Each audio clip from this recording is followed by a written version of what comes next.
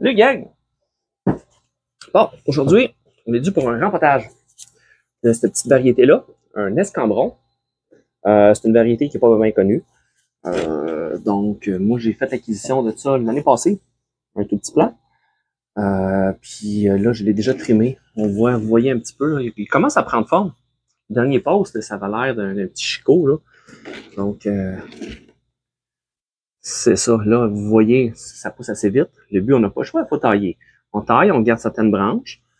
Souvent, je vais ligaturer, mais souvent, je vais juste faire tailler, clip and grow. Donc, on taille, on laisse pousser, puis on contrôle la pousse de cette manière-là. Dans ce cas-là, c'est ce que j'ai fait. Le tronc se tient assez bien. Il y a des arbres qui ne se tiennent pas. Donc, les arbres qui ne se tiennent pas, souvent, je vais mettre un tuteur ou une broche, un fil à ligature un peu plus gros. Un restant de fil à ligature qui est tout croche, là. Mais ça, t'entoures ça juste pour dire que tu vas le tenir, qui tient en place. Dans ce cas-là, c'est assez solide. Puis comme j'avais déjà expliqué dans mon ancien post, l'écorce est vraiment intéressante de ça. Ça fait une écorce quasiment comme du liège. Donc, je vais vous montrer un petit peu plus. Vous allez voir, il y a plein de... On voit les cicatrices des anciennes coupes. Il manque un petit peu de lumière, là. Je vais essayer de vous montrer ça avec la lumière. Donc, regardez, vous voyez peut-être un petit peu mieux, là. L'écorce, c'est quand même... des crevasses dedans, c'est quand même assez intéressant. Donc, je vais juste réorienter mes affaires. Fait que, ouais, c'est ça, c'est intéressant. Donc, j'imagine, quand ça va être vraiment plus gros, l'écorce va être super, ça doit être super beau, là. Ça doit être très joli. Donc, aujourd'hui, là, vu que j'ai fait une taille, fait 1 mois et demi, ça a poussé. Je suis vraiment surpris, une croissance vraiment rapide. Rien de spécial, juste mon petit substrat bien simple avec de l'osmocote, donc de l'engrais des compositions lentes. On rajoute ça, puis ça marche très très bien. Fait que c'est ça, aujourd'hui, c'est dû pour un rempotage. Pas un rempotage, on va faire un transpotage. Donc, le but étant juste de lui permettre, il ne restera pas dans un pot petit comme ça. Comme vous voyez, la shape, il commence à avoir l'air. J'aurais probablement le choix de garder une branche ici, une branche là, faire une tête, un petit bonsaï, mais probablement que lui, je vais le laisser aller comme un plant mère un peu plus gros, qui va devenir un bonsaï, c'est sûr, mais peut-être probablement que cette branche-là ici va devenir une première branche. Donc, tout ce qui est en bas va finir par être coupé. Pour le moment, il faut que ça pousse, il faut que ça grossisse, il faut que ça pousse. On veut faire grossir la base.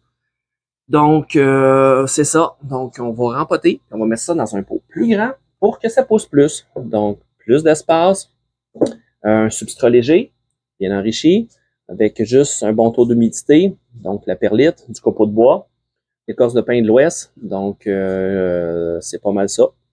Donc, c'est ça. Je fais ça avec vous autres. Donc, je commence ça, puis si j'ai des affaires, ben, je vous reviens. Sinon, je vous fais ça en hyperlapse.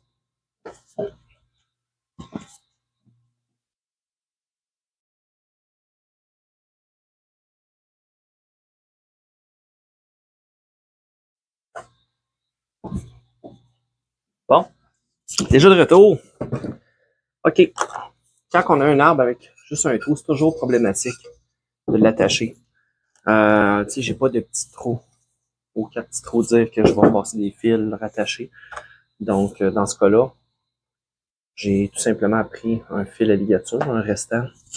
Toujours ma petite canne de café ici, là, avec mes restants de broche, là. Donc, un fil à ligature un petit peu plus gros. Donc, lui va servir, tu sais, souvent, on fait un petit S, on met ça dedans, ça sert juste à le retenir pour pas que à le retenir en place pour pas que, justement, il tombe puis que le substrat passe au travers. Dans ce cas-là, ce que je vais faire, je vais m'en servir pour pouvoir, je vais mettre un fil plus gros, puis de cette grosseur-là par rapport au trou ici, excusez-moi, ma lumière accrochée une de mes plantes qui s'est attirée sur le fil. J'ai deux lumières qui sont sur une traque, je vous ferai un post. 2 lumières sont sur une traque, ça fait un cycle aux 20 minutes. Les 2 lumières sont suspendues. Donc, c'est ça le petit bruit de fond que vous entendez. Donc, 2 lumières HPS. Donc, bref, je reviens à mes affaires. Quand c'est un petit fil, un tout petit, 1 mm, 1,5 mm, c'est correct, ça le tient en place. Sauf que si tu peux pas t'accrocher dessus parce que le fil est mou. Dans ce cas-là, tu as un fil qui est plus raide. Puis si je le mets comme ça à l'installe, ben, je vais pouvoir quand même avoir porté une certaine tension. Le but n'est pas de mettre une grosse tension, mais juste de le retenir en place. Excusez-moi, le visou, j'ai pas mes lunettes. Donc, ça permet là, de le retenir en place. Là. Regardez, je veux dire, le pot, il tient. Fait avec une broche un peu plus grosse, ça le fait, comme on dit. Donc, substrat, j'ai mixé.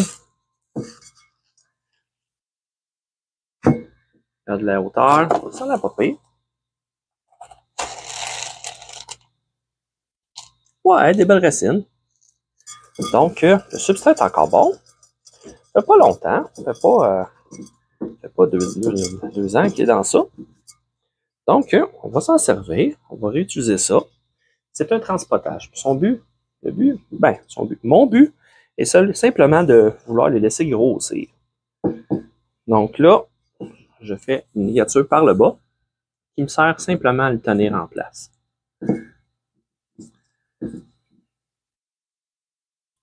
Je vais peut-être faire une pierre deux coups.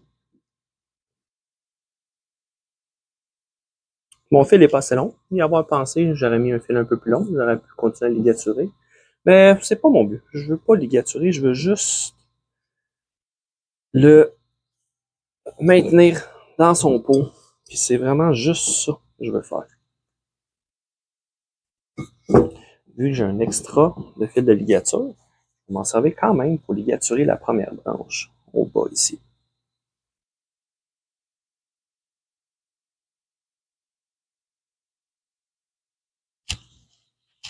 Donc, quand vous avez des feuilles dans les jambes, enlevez-les.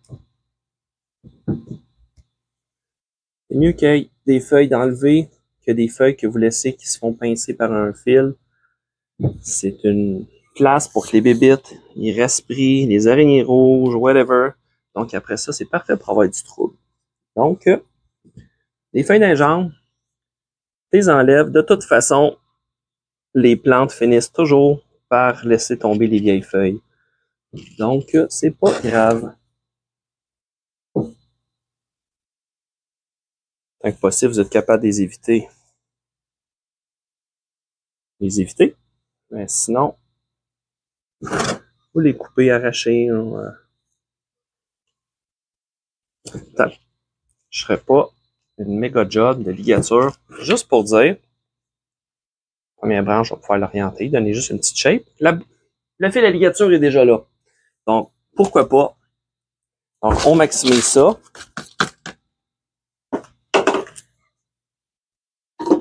Wow. Donc, il nous reste plus rien qu'à rajouter le substrat.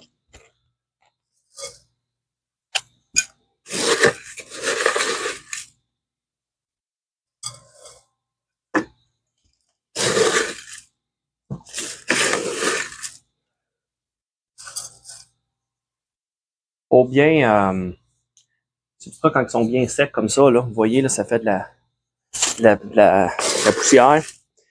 Quand vous les arrosez, prenez le temps d'arroser correctement. Ça prend un certain temps avant que ça n'imbibe comme il faut. Surtout si vous avez de l'écorce de pin comme moi. L'écorce de pin, elle ne viendra pas trempe. Elle va venir humide en surface, mais elle va rester sec quand même. Donc, pour ça, souvent, le best, c'est les laisser pendant un certain temps. Les laisser imprégner dans l'eau. Donc, si vous ne touchez pas aux racines, si les racines vous touchez aux racines, ça peut créer de la pourriture. Mais dans ce cas-là, il n'y a pratiquement rien qui est fait. Idéalement, je reviens, regardez bien. Idéalement, là, vous allez l'arroser parce qu'il y a quand même un choc.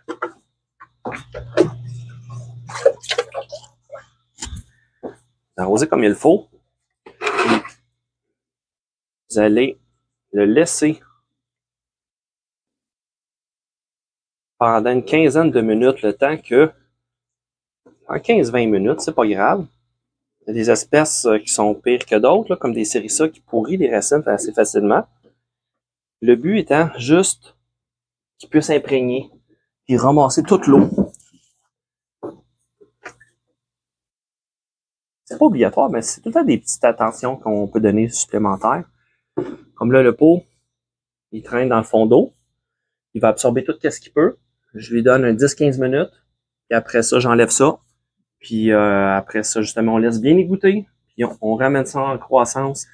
Puis là, on vient de vraiment agrandir la surface, justement, pour que les racines puissent s'épanouir allègrement. Donc, c'est pas mal ça. Donc, c'est mon petit post de la journée. Je voulais partager ça avec vous autres. C'est vraiment une belle espèce qui est intéressante. Pas de bébites. J'ai pas eu rien de spécial. J'ai eu des bébites ici. J'en ai eu à côté de celui-là. Mais il s'est pas fait affecter. Donc, c'est pas une espèce de bébite incontrôlable, difficile. Comme un téfuquien, exemple, il y a toujours des cochenilles. Ou je sais pas. Si vous avez des agrumes, il y a toujours des araignées rouges, un hibiscus, des pucerons. Donc, il faut les surveiller plus attentivement. Celui-là, jusqu'à date, première vue, aucun problème. Donc, c'est une belle variété. Pousse vigoureuse, tronc avec une écorce vraiment assez profonde, une belle écorce de liège. Donc, une variété très intéressante. Donc, sur ce, bonne fin de journée!